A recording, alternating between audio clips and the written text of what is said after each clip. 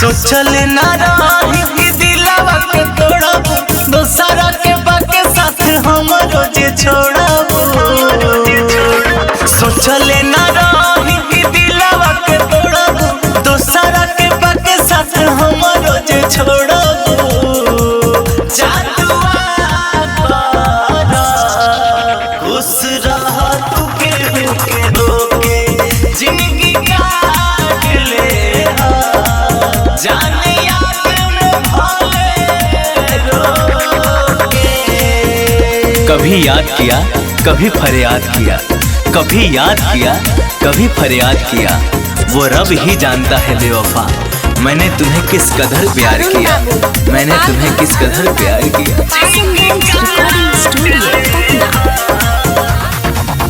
कहिया के सधाव तारू हमारा से बैर के, हमके भुलाई के हो खतारू गैर के। कहिया के सधाव तारू हमारा से बैर के, हमके भुलाई के हो खतारू गैर के। हमके बताव कि काहे ऐसन कइलू, रहेगा कमी कि हमार नहीं भइलू।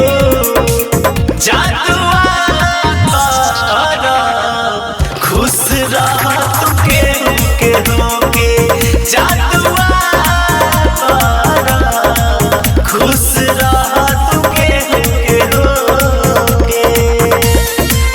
जादुआ कर